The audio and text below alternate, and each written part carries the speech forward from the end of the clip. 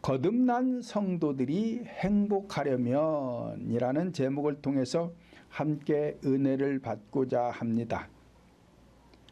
우리 인간이 세상에 태어나 인생을 살아가면서 행복하지 못하고 불행한 일들을 당하는 이유는 나의 잘못도 있지만 나의 잘못과 상관이 없이 먼저 가게에 흐르는 저주와 함께 태중에서부터 원죄가 흘러 들어왔기 때문에 인생들이 불행한 일들을 당하는 경우들이 많이 있는 것입니다. 시편 51장 1절을 보면 51장 5절을 보면 내가 죄악 중에 출생하였으며 모친이 죄중에 나를 잉태하였나이다 라고 하였으며 창세기 8장 21절 하반절을 보면 사람의 마음에 계획하는 바 어려서부터 모든 것이 악함이라 말씀을 하였습니다. 왜 이렇게 우리 인간들은 마음에 계획하는 모든 것이 어려서부터 이렇게 악하냐? 그것은 태중에서부터 원죄가 들어와 가지고 인간의 영을 포로로 잡고 10달 동안 어머니 태중에서 성장하면서 부모들로부터 조상들로부터 흘러내려오는 이 가계의 저주가 흘러와 가지고 내가 죄악 중에 잉태되었고 죄악 중에 출생을 했다고 그러잖아요. 그러니까 우리 인간은 태중에서부터 죄악이 흘러들어와 죄인으로 출생을 했기 때문에 어려서부터 마음에 계획하는 바 모든 것이 다 악한 거예요. 악한 거예요. 선 자체가 없어요. 선 자체가 없는 거예요. 우리 인간에게는요. 그래서 하나님께서는 독생자 예수 그리스도를 이 땅에 보내주시고 믿음을 갖게 하는 것인데 이 믿음이라는 게 뭐냐? 선을 갖게 하는 거예요. 선을. 왜? 우리 인간들이 불행하니까 하나님은 사랑의 근본이요. 인간은 누구나 행복하기를 원하는 것이 하나님의 뜻이에요. 그런데 저절로 행복할 수 있는 게 아니에요. 선한 성품을 가져야 인간이 행복할 수가 있기 때문에 나를 믿으라는 것이죠. 왜? 나만 선이 있다. 나에게만 선이 있다. 다른 데는 선이 없다. 그러니까 우리 인간들이 불행하니까 나를 믿고 선한 성품을 가져라. 그리하면 모든 인간들이 행복할 수 있다는 것입니다. 그러므로 성령 하나님께서는 구약의 선지자들을 통해서 내게로 돌아오라 돌아오라 외쳤지만 사람들은 선지자들의 말씀을 듣고 돌아온 자들이 많지가 않았습니다. 그리하여 성령 하나님께서는 독생자 예수 그리스도를 이 땅에 보내시어 사람들이 눈으로 직접 보게 하셨고 그리스도의 사역을 보면서 믿고 따르는 사람들만이 행복할 수 있음을 보여주셨던 것입니다. 그러므로 인간이 행복하기 위해서는 그리스도 예수께서 십자가에 못 박혀 목숨을 버리시면서 다 이루었다라고 말씀하심 같이 우리 성도들도 각자의 십자가를 지고 육신의 정욕과 안목의 정욕과 이생의 자랑과 같은 죄악의 속성들을 내 심령 속에서 제거할 때에 악한 영과의 싸움에서 승리하게 되는 것이요 승리하는 자가 되어야 악한 영들이 내 영혼을 건드리지 못하기 때문에 인간이 행복할 수가 있는 것입니다. 제가 가끔 말씀을 드리지만 우리나라의 기독교가 가장 크게 오해하는 성경 구절이 있는데, 그것은 요한복음 19장 30절을 보면 예수께서 신 포도주를 받으신 후 다 이루었다 하시고 영혼이 돌아가셨다라고 하셨습니다. 그래서 이 말씀을 기독교가 가장 크게 오해하는 있는 거예요. 자, 예수님이 십자가상에서 다 이루어 주셨다. 그러니 교회 나와 믿기만 하면 된다. 확신을 가져라.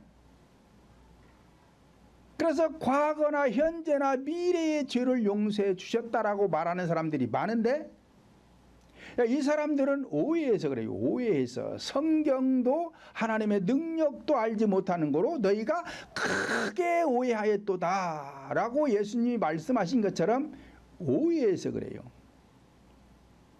우리 인간들에게 어떤 죄를 이루어 주시거나 어떤 행복을 이루어 주셨다는 게 아니에요. 자신이 자신 안에다가 이루었다는 거예요. 뭘 이루었다?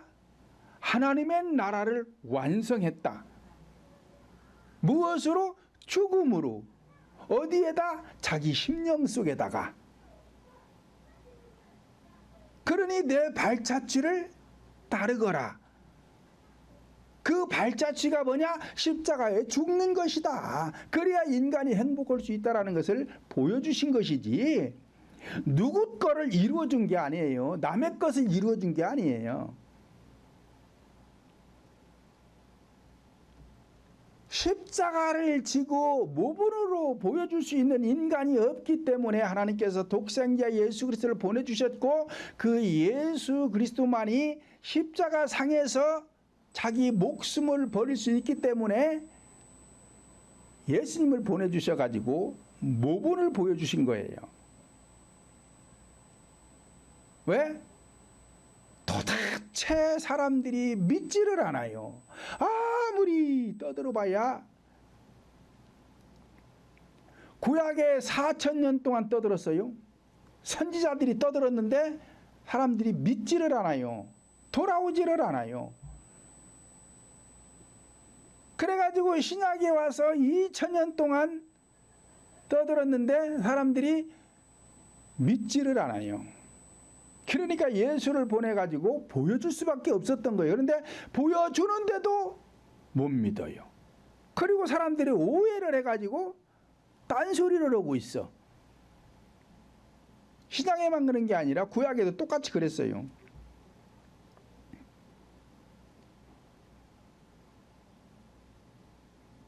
어떤 목사님께서 얼마 전에 저를 찾아오셨는데, 왜 찾아왔느냐? 몸이 아파서 찾아오셨어요.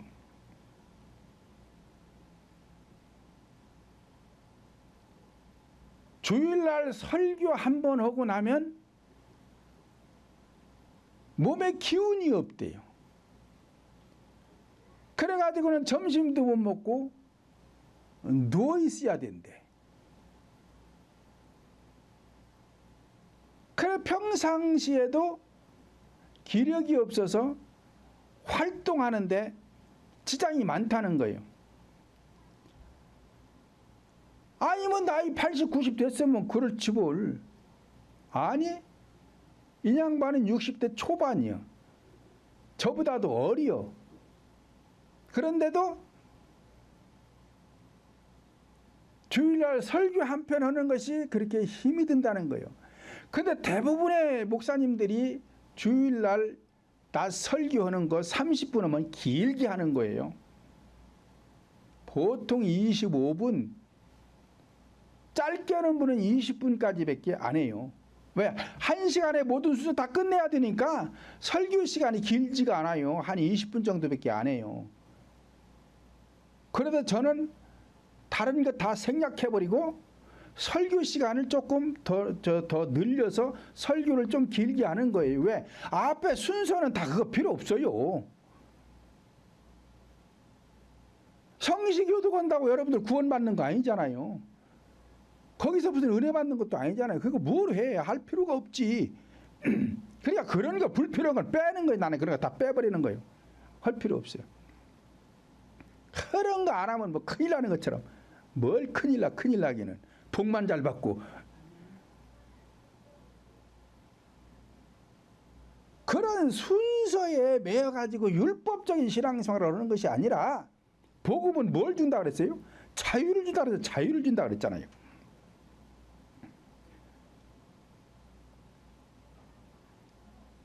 그래가지고 찾아오셨어. 왜요? 병 고치고 싶어서 찾아온 거요. 그런데 또 하는 소리가 가끔 하나님의 음성도 듣는데요. 속으로 꼴 까보고 있네. 제가 속으로 꼴 까보고 있네 그랬어요. 하나님의 음성이라는 건 한 번만 들으면 팔자가 달라져요. 한 번만 들으면 팔자가 달라지는 거요. 하나님의 음성 그렇게 쉽게 듣는 거 아니에요. 성경에 보세요. 성경에 하나님께서 이 구약의 선지자들에게 하나님 한 번 나타나면 팔자가 달라진다니까요. 팔자가 달라져요. 오늘날은 왜 안 그래? 똑같아요. 오늘날도 똑같은 거예요. 하나님의 음성은 그렇게 듣는 게 아니에요. 그렇게 듣는 게 아니에요. 이게 몰라서 그래. 몰라서. 아니 하나님의 음성도 가끔 듣는 사람이 왜 그 지경이 돼 있어요? 귀신의 음성을 들으니까 그렇죠. 그게 귀신의 음성인데 하나님의 음성으로 착각을 하고 있는 거야. 오해를 하고 있는 거예요. 그러니까 하나님의 음성도 들어보고 마귀의 음성도 들어봐야 돼요. 그래야 어떤 것이 하나님의 음성이고 마귀의 음성인지를 아는데 이 사람은 마귀 음성만 들어보니까 그게 하나님의 음성인 줄 착각을 하고 있는 거예요. 그러니까 자기 몸이 그 지경인 것이고 하나님의 음성도 들어보고 귀신의 음성도 들어보고 저는 다 들어봤어요. 왜냐? 제가 도대체 믿으려지를 않거든요. 하나님 나에게 직접 말씀하세요. 나는 처음에 교회 나오면서도 그랬어요. 도마처럼 당신이 나한테 보여주지 않으면 나는 안 믿어. 믿을 수가 없어. 아무리 영의 세계라고 해도 당신의 하나님의 어떤 사람인지 어떤 분인지 나한테 보여주지 않으면 나는 믿지를 않아. 왜? 믿을 수도 없고. 그러니까 나에게 나타나시든 음성을 들려주시든 뭘 해야 돼. 그렇지 않으면 나는 안 믿어. 그랬더니 하나님께서 저에게 나타나셔가지고 하나님의 음성을 제가 3번을 들었어요. 3번. 왜냐? 나한테 계속 하나님께서 어떤 암시를 하는데 내가 못 알아들어요. 왜? 영의 세계를 뭘 봤어야 되지. 본 게 없잖아. 이렇게 얘기를 해도 말씀을 해도 내가 못 알아들어요. 그러니까 나에게 계속 어떤 감동을 주는데 내가 모르니까 못 알아듣고 자꾸 딴짓을 하니까 그럴 때 한번 나타나셔서 나에게 말씀을 하세요. 육성으로 들려주시오. 육성으로 들려주시오. 이렇게 육성 한 번만 들으면 팔자가 달라진다니까요. 사람이 달라지는 거예요. 그런데도 그거 갖고 못 믿겠다는 것이지 나는. 그 하나님인지 누구인지 어떻게 알아 내가? 나는 그것도 못 믿어. 믿을 수가 없어. 그리고는 더 보여달라고 계속 조릅니다. 그런데 어느 날 하나님의 음성이 또 들려요. 그런데 저 멀리서 하나님의 음성이 들리는데 얼마나 부드러운지 몰라요. 아주 솜털 같아. 솜털.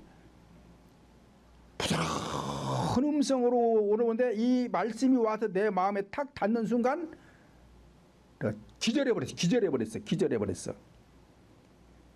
이 음성이 내 마음에 와서 닿는 순간 아주 이 집이 다 날아가 버리는 것 같아.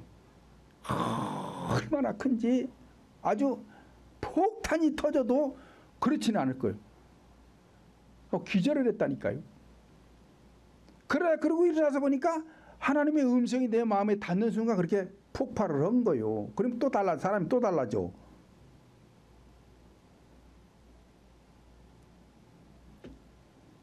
그리고 나서 능력을 받아가지고 담임 목사님한테 얼마나 핍박이 심한지 그분의 죄를 내 뒤로 돌려놓고 기도하다가 눈물이 쏟아지기 시작하는데 얼마나 많이 쏟아지는지 애통하는 자에게 복이 있느니라 그러면서 마태복음 5장 속에 팔복의 말씀을 나한테 주셨다 그랬잖아요. 그렇게 3번 들은 거예요. 그리고는 그 뒤로는 없어요. 하나님의 음성 없어요. 안 들려주세요. 뒤에 가서 나옵니다마는 그러면 하나님의 음성을 듣느냐? 지금은 마음에서 들리는 거예요. 마음에서. 내가 하도 강팍해가지고 보여주지 않으면 안 믿겠다고 그러고 막 따지고 들고 죽기 살기로 기도는 또 해요. 제가요. 기도도 안 하면서 보여달라면 얄짤 없어요. 죽기 살기로 목숨 걸고는 기도를 하면서 보여달라 그러니까 하나님께서 저에게 이렇게 말씀을 주시는 것이지 그렇지 않은 사람은 얄짤도 없어요. 아무것도 없어요. 그리고는 지금은 마음에서 탁 깨닫는 것이 하나님의 음성이에요. 지금은 그렇게 들려주는 거예요. 지각을 주사 우리로 참된 자를 알게 하신 것과 그러잖아요. 지금 본문에서 지각이라는 게 깨닫는 거예요. 성경을 딱 읽으면서 어떤 것이 딱 오면은 이 마음에서 딱 깨닫게 해주셔요. 깨달아요. 왜 마음에서 깨닫느냐? 성령이 내 마음 중심에 계시니까 거기서 깨닫는 거예요. 거기서 성령께서 나에게 깨우쳐 주시는 거예요.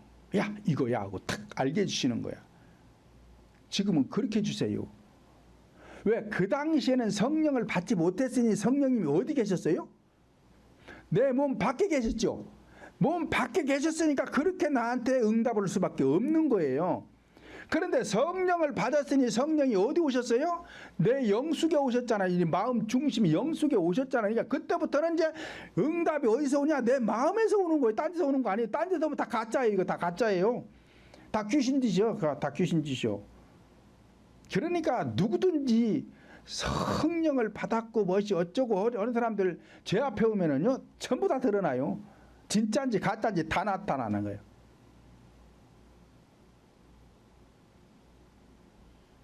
근데 이 양반이 와가지고서는 자기도 무슨 뭐 하나님의 음성을 가끔 듣는다고 그래. 그 쓸데없는 소리 하지도 마시고 하나님의 음성은 한 번 들으면 팔자가 달라지는 거예요. 한 번 들으면은. 근데 목사님은 귀신의 음성을 가끔 들었기 때문에 이 지경이 된 거예요. 하나님은 좋으신 분이기 때문에 나한테 어떤 말씀 한마디만 하면 좋은 일이 생기는 거예요. 근데 귀신들은 귀신의 음성을 들을 때마다 내 속에 귀신이 돌아가지고 나를 좋지 않게 하는 거예요. 그래서 목사님 그렇게 된 거예요. 그러니까 이 영음이라는 것이 성령의 음성만 있는 것이 아니라 귀신의 음성도 영음인데 귀신이 주는 것이냐 성령이 주는 것이냐 확실히 잘 알아야 되지요. 그래서 오는 것은 벌써 이미 탁 카트를 해야 돼. 귀신이 제 근처에 와가지고 역사를 하려고 그러면 저는 탁 알아요. 그럼 탁 물리치는 거예요. 못 와. 이런 수준이 돼야 되지요. 그런데 이런 비밀스러운 얘기를 다 하면은 너무 신비주의다, 무엇이 어쩌다. 그리고는 또 알지도 못하는 사람들이 또 뭐가 어쩌고 저쩌고 자꾸 말이 많으니까 그런 소리는 안 하는 거예요. 제가 안 하는 거예요.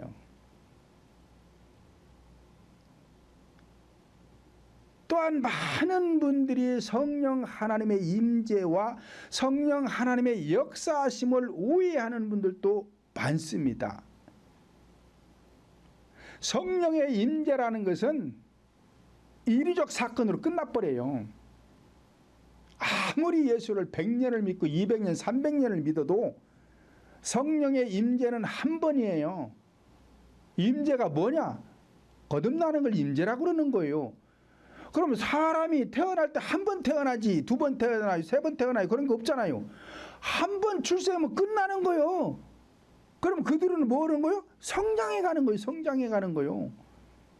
그와 마찬가지로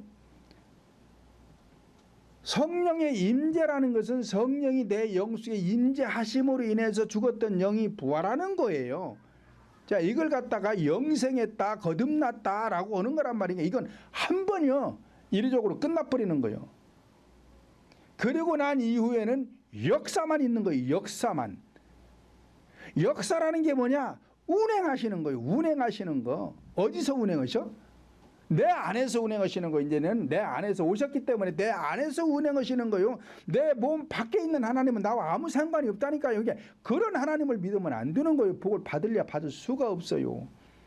그러니까 창세기 1장 2절에 가면은 땅이 혼돈하고 공허하고 흑암이 깊음 위에 있을 때에 하나님의 신은 수면에 운행하시더라 그러잖아요. 창세기 1장 2절의 상태가 성령을 받은 상태라니까요. 그때서부터 이제 운행을 하시는 거예요. 역사를 하시는 거예요. 뭘? 창조를 하신다 이 말이 창조를.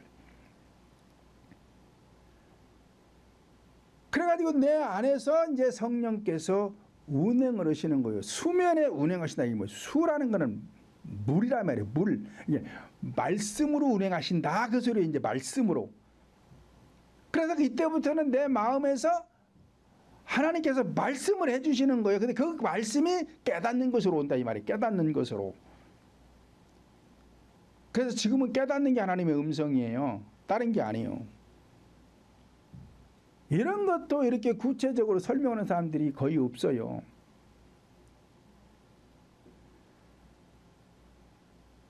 그래서 성령의 임재는 이례적으로 끝나버리고 그 이후로는 계속 역사를 하시는데 이 역사하심에 내가 순종을 하고 가면 지경이 넓혀지는 것이고 내가 불순종하면 차지했던 땅도 뺏기는 거고 그러는 거예요. 왜 전지전능하신 하나님이 내 안에 들어오셨는데도 그러느냐? 하나님은 인격적인 하나님이라서 내가 싫어하면 안 하세요. 전지전능하신 하나님이라고 해가지고 강제적으로 야 이놈아 이렇게 하라니까? 아 싫다니까 나 이렇게 하란다니까요? 이 자식이 그냥 매가지 잡아다가 끌어다 놓는 그런 게 없어요. 그래 네 맘대로 해. 내가 시키는 대로 하면 너한테 복이 올 것이지만 내가 시키는 대로 안 하면 너한테는 저주가 오는 거야. 왜? 귀신 역사하니까. 하나님은 절대로 강요하지 않습니다. 그런데 많은 사람들이 하나님은 사랑이시다, 인자하시다, 긍휼하신 하나님이시다, 온유하고 겸손하신 분이다. 그래서 내가 못된 짓을 해서도 하나님이 나를 사랑하는 줄 아는데 내가 못된 짓 하는 건 하나님 절대 사랑하지 않아요. 복도 안 주세요. 그래서 제가 계속 말씀드리지만 조건적인 것이다 그래요. 조건적인 것이다. 하나님의 은혜는 조건적인 것이다. 그러므로 악한 영들이 내 영혼을 건드리지 못하게 하려면 첫째로 성령으로 거듭나야 합니다. 본문 18절을 보면 하나님께로서 난 자마다 범죄치 아니하는 줄을 우리가 아노라. 하나님께로서 나신 자가 저를 지키심에 악한 자가 저를 만지지도 못하느니라 말씀을 하였습니다. 하나님께로부터 난 자라는 것은 영적으로 거듭났다 그 소리예요. 거듭났다. 거듭났다는 것은 죽었던 영이 부활했다는 뜻이요,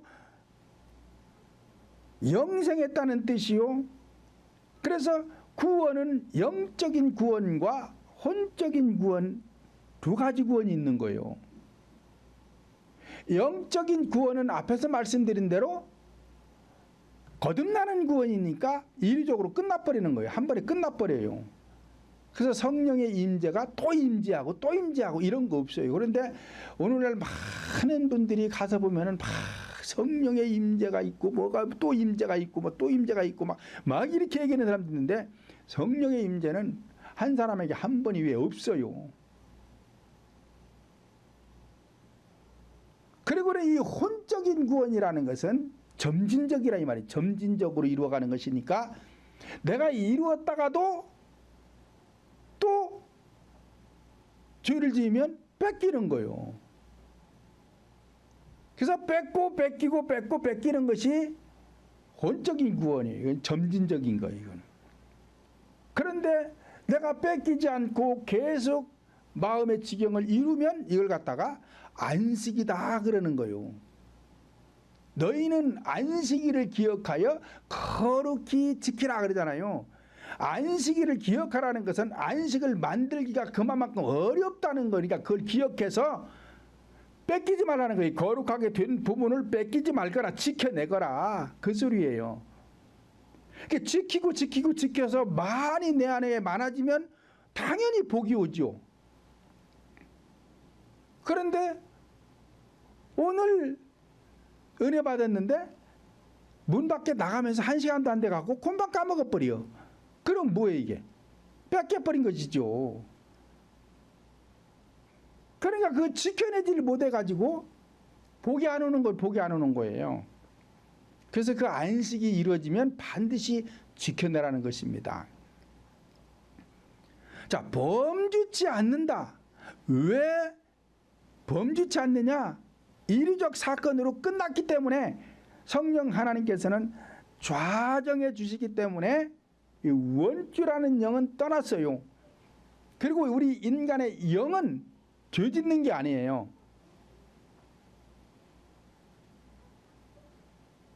이 마음에서 죄를 짓는 것이지 영이 죄를 짓는 게 아니에요. 단지 이 영은 원주의 영이 들어와가지고 내 영을 태중에서 붙들고 있는 거예요. 천국 못 가도록. 그리고 범죄케 하기 위해서 혼적인 부분에서 범죄케 하기 위해서 이 악의 영이 내 영을 포로로 잡고 있는 거예요. 그래서 하나만 들어와 있는 거예요. 하나만. 그러니까 성령이 임재하면서 이 원죄의 영 하나를 몰아내버리고 영이 바뀐 거예요. 이제 악령은 떠나가고 성령이 내 영 속에 임재하셔서 내 영을 이제 딱 잡고 계시는 거야. 그러니까 여기는 범죄하는 게 없어요. 범죄 안 해요. 여기는 범죄하는 게 아니에요. 범죄라는 것은 자꾸 마음에서 이 혼적인 부분에서 범죄를 하는 것이죠. 악한 자가 만지도 못한다는 것은 인간의 영적인 부분은 악령들이 만지지 못한다. 왜? 우리 인간의 영을 성령께서 탁 잡고 좌정하고 계시니까 여기는 또 범죄하지도 않으니까 악령들이 내 영은 건드리지 못하는 거예요. 이때부터 건드리지 못하는 거예요. 그래서 영원히 하나님과 함께 하는 거예요. 그래서 목숨이 끊어지면 하늘나라로 들림받아 가는 거예요. 이걸 들림이라고 그러는 거예요. 휴거라고 그러는 건데 요즘 또 인터넷상에 또 휴거를 또 얘기하는 사람이 또 나왔더라고. 아주 잠잠할만 하면 또 나오고 또 나오고 그래. 네, 이런 사람들은 참 문제예요. 문제.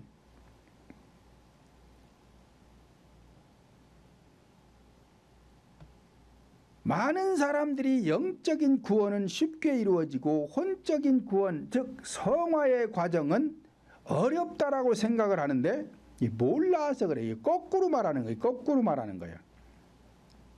영적인 구원은 성령 하나님께서 내 안에 계시지 않은 상태에서 구원을 받으려니 어려운 것입니다. 이거 어려운 것입니다. 그런데 혼적인 구원은 성화의 과정은 성령 하나님께서 내 안에 임재하신 상태에서부터 혼적인 구원을 이루어가기 때문에 이거는 쉬운 거예요. 어렵지 않은 거예요. 이거는요. 그래서 마태복음 22장 14절을 보면 청함을 받은 자는 많은데 택함 받은 자들은 적다 그러잖아요. 청함이라는 것은 교회에 나온 숫자를 청함이라고 그러는 것이고 그 안에서 택함 입은 자는 적다. 구원받는 것은 쉽지 않다는 얘기예요. 그래서 영적 구원을 받는 것은 어렵습니다. 근데 혼적 구원을 받는 것은 쉬워요. 내가 조금만 신경 쓰면은요, 다 할 수 있어요. 근데 문제는 영적 구원이 문제다. 자, 이 수학 문제를 풀을 때에 처음에는 이 공식을 모르면 어렵습니다. 문제를 풀어봐야 답도 안 나오고 틀린 답만 나오고. 그런데 이 수학의 공식을 알고 나면 쉬워요. 그런 것과 똑같아. 영적인 구원을 받고 나면 혼적인 구원은 쉬워.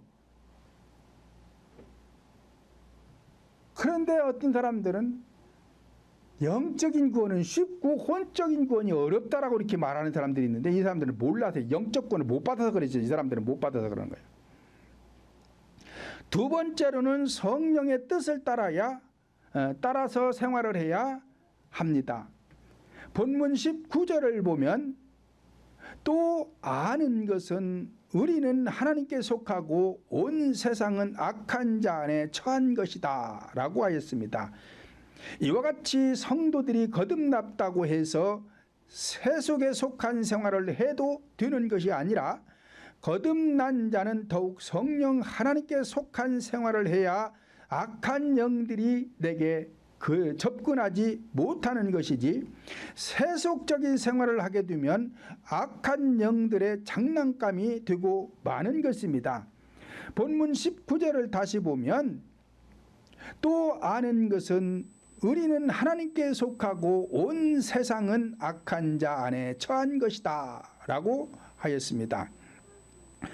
우리는 하나님께 속하고, 그러니까 거듭난 우리는 하나님께 속하고 온 세상은 악한 자 안에 처한 것이다. 그렇다면 어떻게 신앙생활을 해야 악한 영들에게 속지 않고 성령 하나님께 속한 신앙이 될 수가 있는 것인가? 성경을 구속사적으로 해석해서 설교를 해야 하는 것입니다.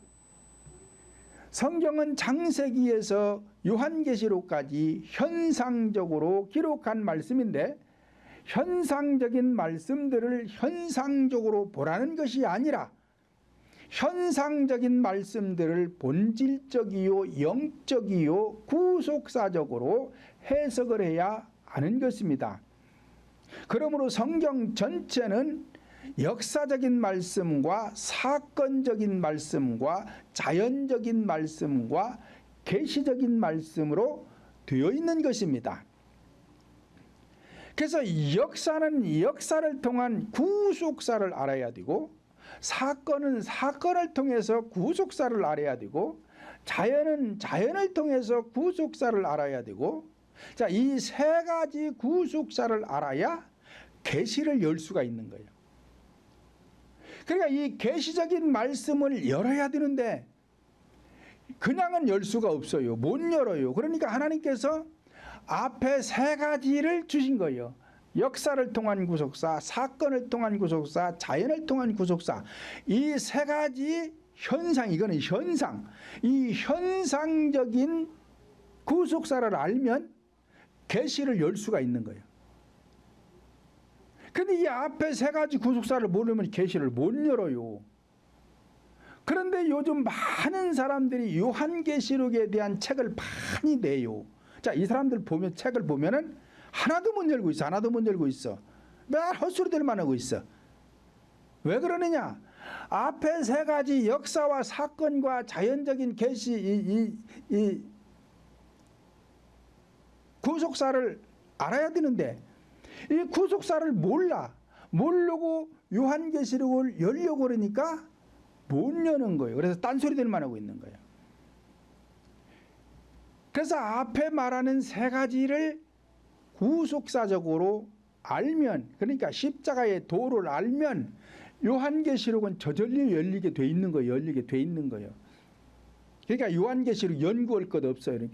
그러니까 요한계시록을 가지고 자꾸 요즘 또 자꾸 휴거 얘기를 하는 사람이 있는데 앞에서 이 세 가지 구속사를 모르니까 휴거라는 것이 현상적으로 휴거가 되고 예수님이 재림하는 줄로 알고 있어요. 그럼 요즘 또 떠들고 있어. 이런 사람들은 참 문제예요. 교세가 적을적은 안 그러는 것 같은데 교세가 좀 커지면 이 사람들이 이상해져. 사람들이 이상해져. 왜 그러느냐? 변질돼서 그래요. 타락해서. 자기 마음대로 해서. 그러므로 성경 전체의 본질은 구속사이기 때문에 구속사적으로 해석을 해서 설교를 해야 성도들이 성령 하나님께 속한 신앙생활을 할 수가 있는 것이지, 그렇지 않으면 세속적인 생활이 되는 것입니다. 다시 말씀드리면 성경을 기록된 현상적 그대로 해석하여 설교하면 세속적인 신앙생활이요, 구속사적으로 설교를 하면 성령 하나님께 속한 것이 되는 것입니다. 세 번째로는 참된 그리스도를 알아가는 것이 그리스도 안에 있는 것입니다.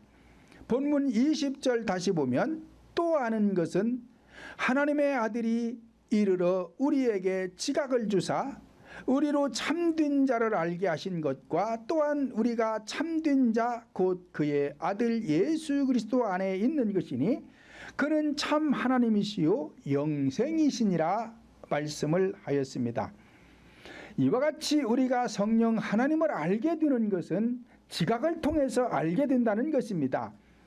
우리에게 지각이라는 것은 앞에서 말씀드린 대로 깨닫는 것을 지각이라고 그러는 거예요.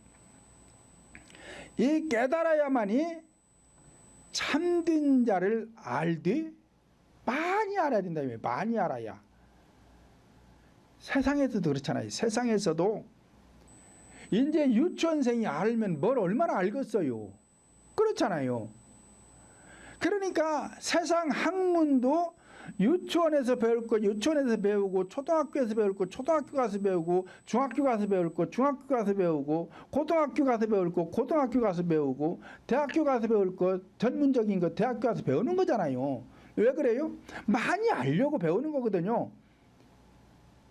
신앙도 마찬가지란 말이에요. 신앙도 많은 것을 깨닫고 많은 것을 알아야 이 귀신들에게 안 속아요. 이제 유치원 아이 속이기가 쉬워요? 고등학교 아이 속이기가 쉬워요? 물어보나만 하죠. 유치원 아이 속이기가 쉽지.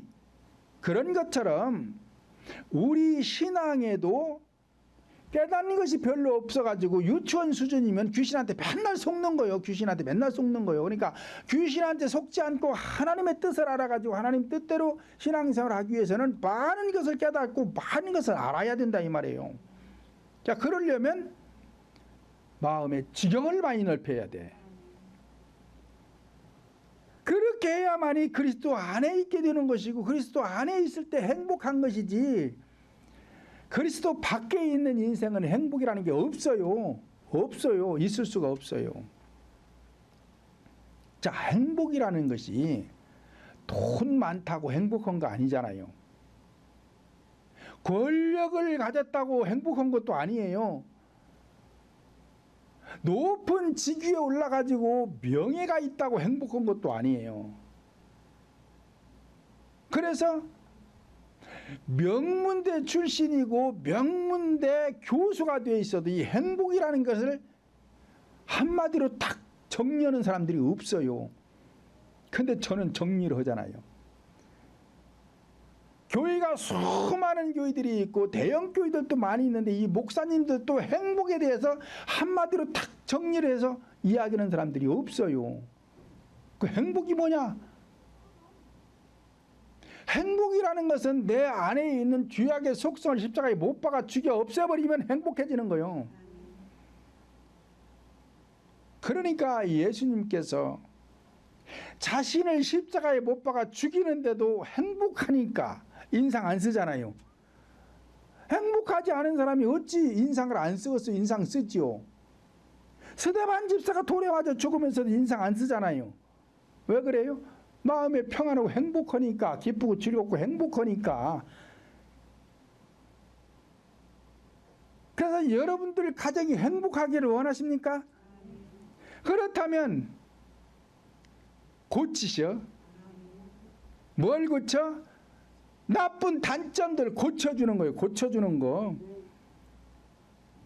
나에게 짜증내는 게 있다면 고쳐주는 것이고, 불평하는 게 있다면 고쳐주는 것이고, 서로 부부가 서로를 위해서 고쳐주는 거예요. 이 나쁜 점을 고쳐주는 거예요. 그것이 선한 성품이고, 그 선한 성품이 뭐라고? 믿음이라고. 믿음.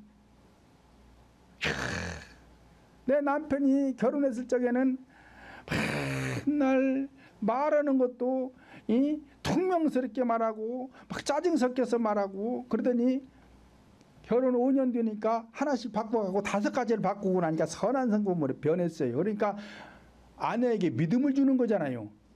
그 믿음이 주어지니까 이 사람하고 같이 하고 싶은 소망이 생기는 거예요. 그래서 믿음, 소망, 사랑, 이 3가지 중에 제일은 사랑이라. 이 사랑이 되면 나머지는 다 되는 거란 말이에요. 근데 이게 따로따로 있는 것이 아니라 유기적인 거예요. 내가 주례하는 거, 이게 주례사 하는 거예요. 주례사.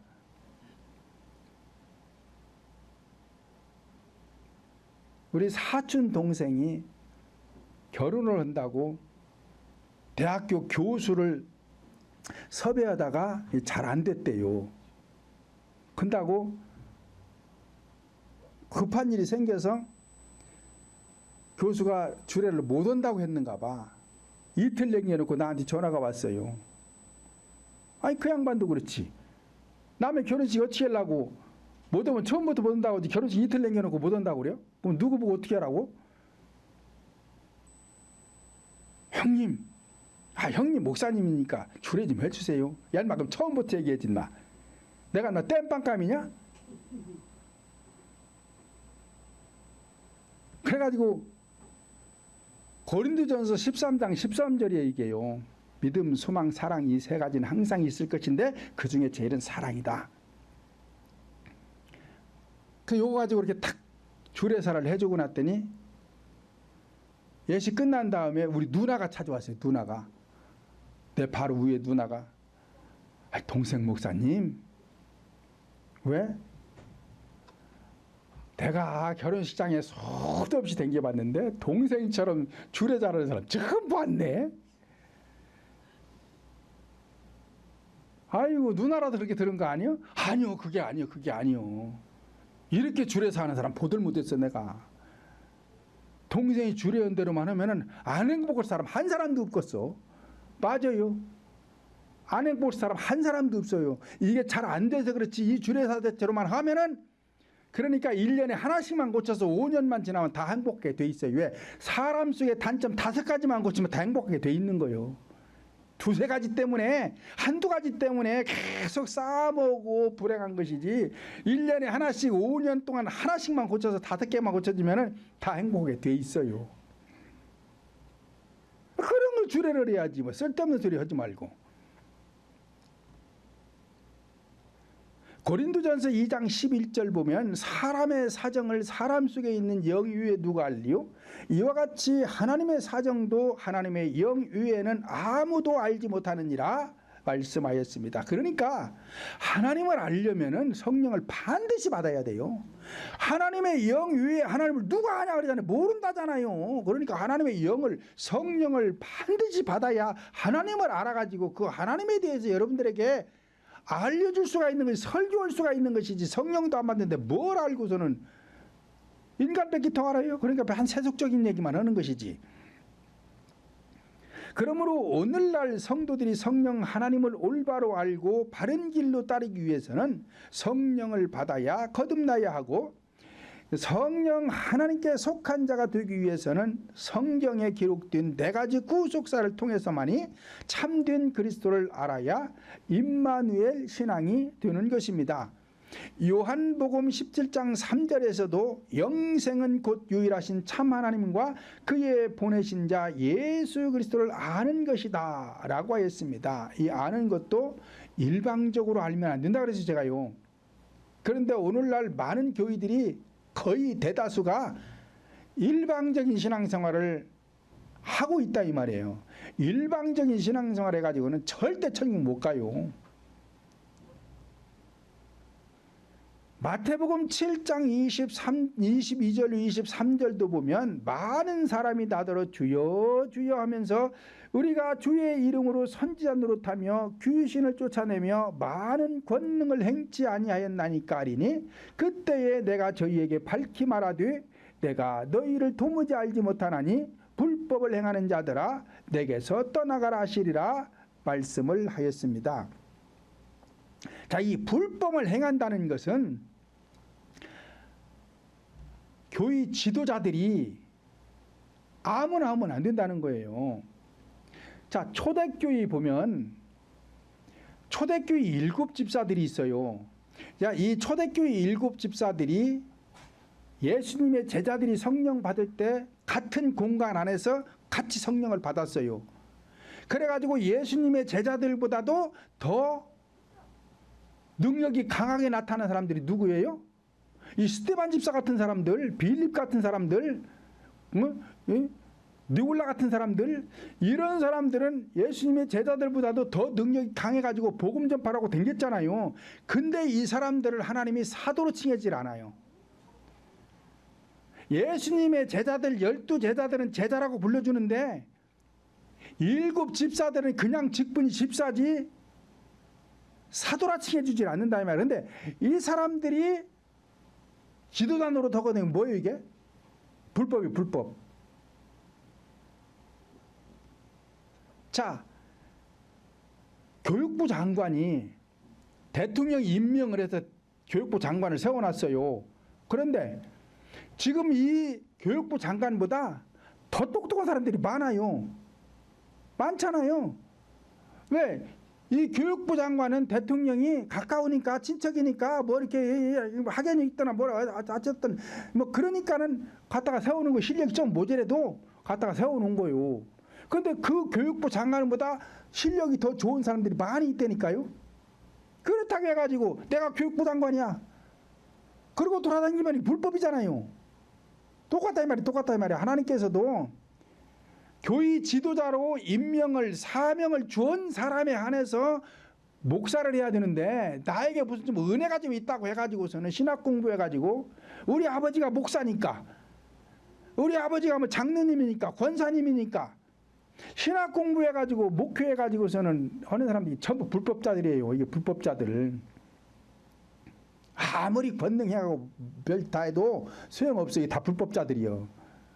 하나님이 인정하지 않는 이런 교회 지도자가 되면 안 된다 이 말이에요. 그런데 저는 안 한다고 하는데도 모세처럼 나 안 가겠다고 하는데도 보내잖아요. 저도 안 간다고 안 한다고 하는데도 허술하게 해서 지금 저는 이거 하는 거예요. 그러니까 이렇게 사명을 받아가지고 목표를 해야 진짜라니까 진짜요. 그래야 이것도 이제 제대로 아는 것이지 그렇지 않으면 이게 불법자들이 되는 거예요. 불법자 밑에 있으면 다 뭐요? 공범이지 공범. 다 감옥 가야 되죠. 감옥 간다는 거 어디 간다는 거예요? 지옥 간다는 거예요. 그러니까 구원 못 받는 거예요. 그러니까 그런 데 가서 신앙생활 하지 말고 우리 동풍교회 같은 데 와야 되는데 또 많이 오지도 오라고 해도 안 온다니까 또. 그러면서 병원 고치려고 와 또. 병원 고쳐주면 또 병만 고치고 가요 또. 왜 가냐니까 교회가 적어가지고 자기가 다 해야 될 것 같아서 부담스러워서 못 있겠대요. 그런 거 안 시켜.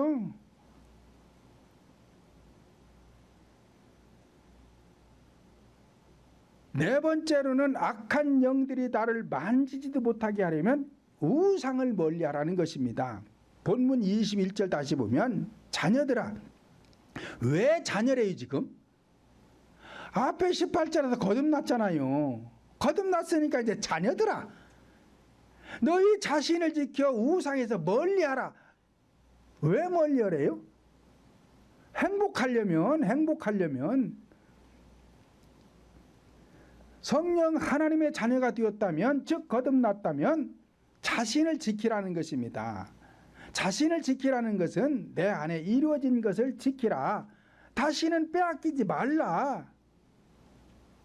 그래서 출애굽기 20장 8절을 보면 안식일을 기억하여 그날을 거룩히 지키라는 거예요. 그러니까 이 안식이라는 것은 거룩게 된 것이 안식인데, 내 심령을 거룩하게 하는 것이 어려운 거예요. 이거 쉬운 게 아니고 어렵다니까요. 이 어렵게 이룬 것을 기억하라.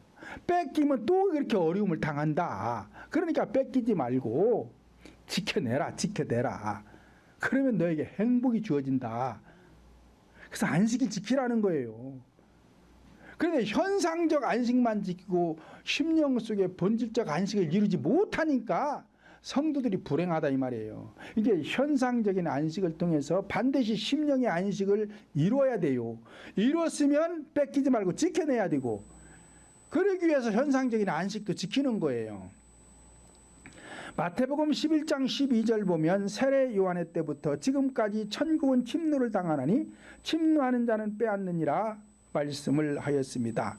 이와 같이 내 안에 이루어진 것들을 지켜내기 위해서는, 즉 심령 속에 이루어진 안식을 빼앗기지 않으려면 우상을 멀리하라는 것입니다.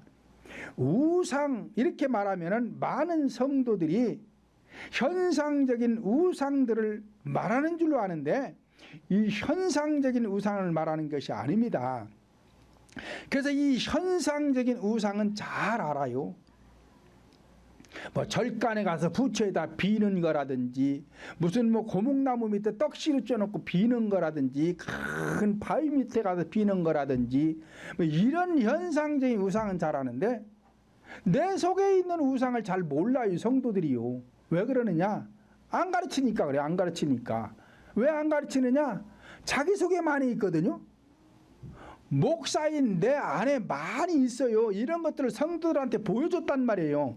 그러니까 내 안에 있는 우상이 많으니까 성도들한테 우상 버리라고 못 하는 거예요. 왜? 말하려면 내 거부터 버려야 되잖아요. 나는 버리지도 않고 성도들 보고 버리라고 할 수 있나요? 못 버리지. 그러니까는 말을 못 하는 거예요. 안 가르치는 거예요. 그래서 현상적인 우상은 나하고 아무 상관이 없어요. 절간에 가서 무슨 경주에 가가지고 무슨 30m짜리 50m짜리 무슨 불상을 만들어 놓거나 말거나 그거 나하고 아무 상관이 없어요. 그거 내버려 둬요. 그냥 그거 무너지라고 기도할 필요도 없어. 뭘 헛된 시간 버리고 있어. 문제는 내 안에 있는 우상이 문제지.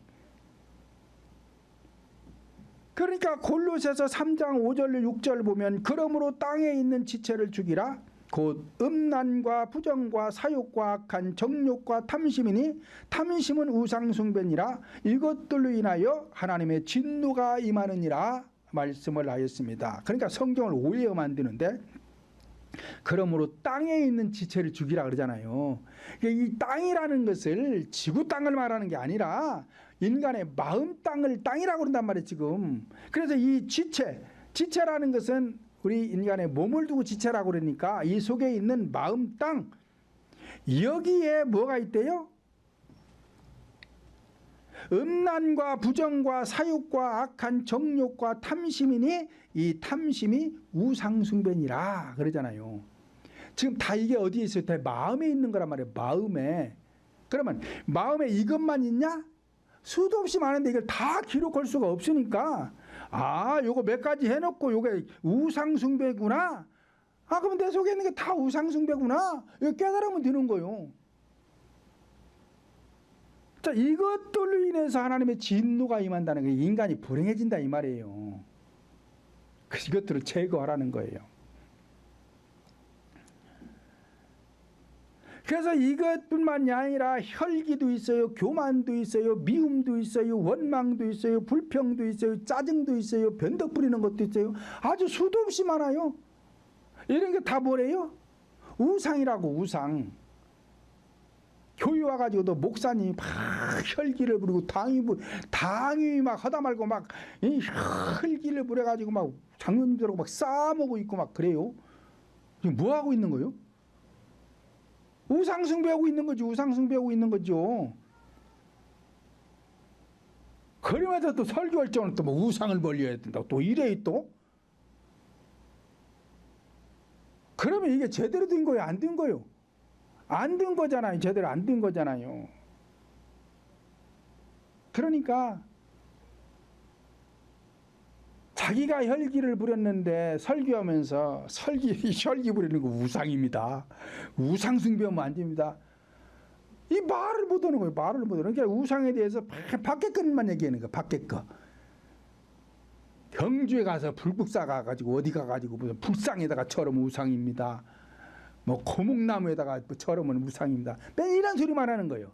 혈기 부린 게 우상이라고는 안 해 또. 그러니까 성도들이 밖에 현상적인 우상만 알지 내 속에 있는 우상을 모르니까 교회 와가지고도 여전히 하면서도 싸먹고 앉아있고 식당 봉사하면서도 아이고 저놈은 제 예편내는 그냥 설거지 좀 하지 맨날 저 가서 저것만 그릇만 닦고 있다고 그러고 있고 이게 다 뭐 이게 우상숭배라니까. 그러면서 어떻게 천국을 가요? 천국 못 가지. 그러니까 그렇지 않게끔 가르치고 그렇지 않게끔 도와주고. 누가? 목사가요. 목사가. 우리 교회는 그렇게 하잖아요. 제가 그렇게 하잖아요. 그러다 보니까 밖에 나갈 시간이 없다니까요. 나도 부흥집회 대행하면서 일주일에 한 번 가가지고 막 1,000만 원, 2,000원씩 사례비 받아갖고 오고 싶어요. 왜 나라고 왜 그 돈 싫어해요? 나도 오고 싶으지. 그래서 지금 그게 문제가 아니에요. 여러분들이 복을 받아야 되고 여러분들이 천국 가야 되니까 밖에 나갈 시간이 없다 이 말이에요. 그래서 많은 분들이 우상을 타파하라. 그래서 현상적인 우상에 대해서 맨날 기도한대요. 자기는 뭐가 어디 가서 뭐가 무너지고 뭐 동쪽에 가서 뭐가 무너지고 서쪽에 가서 뭐가 무너지고 강원도 뭐가 무너지고 전라도 뭐가. 내가 그래서 그랬어요. 저보다도 연세가 많은데 목사님 그 쓸데없는 소리 좀 그만하고 목사님 속에 있는 거나 버려봐. 목사님 속에 우상이 잔뜩 있는데 뭐 전라도가 뭐 저쩌고 뭐 강원도가 어쩌고 그래. 그러면서 또 맨날 아프대 또. 그러면서 내가 알려줬어요. 우상은 그런 우상을 말하는 게 아니고 우리 각자 심령 속에 있는 우상을 말하는 것입니다. 이것들 때문에 하나님의 진노가 임해가지고 인간이 불행한 거요. 이걸 버리고 나면은 행복이 옵니다. 그러니까 쓸데없는 기도하지 말고 교회 가서 쓸데없는 소리 성도들한테 가르치지 말고 각자 심령 속에 우상을 타파하기 위해서 죽기 살기를 목숨 걸고 회개합시다. 그리고 내일부터 회개하셔요. 근데 아무 소리 않더라고. 알아듣긴 알아듣는 모양이에요. 그래서 인간의 문제는 본질적인 우상들이 문제인 것입니다. 왜냐? 하나님의 진노가 임하기 때문에 그런 것입니다. 악한 영들이 우리를 건드리지 못하도록 하는 것이 축복이요 행복인 것입니다. 그러므로 우리 모두는 본질적인 우상들을 멀리하여 악한 영들이 여러분들의 각자와 가정과 자녀들의 인생의 앞길을 가로막거나 방해하지 못하도록 하시기를 예수님의 이름으로 축원을 드립니다.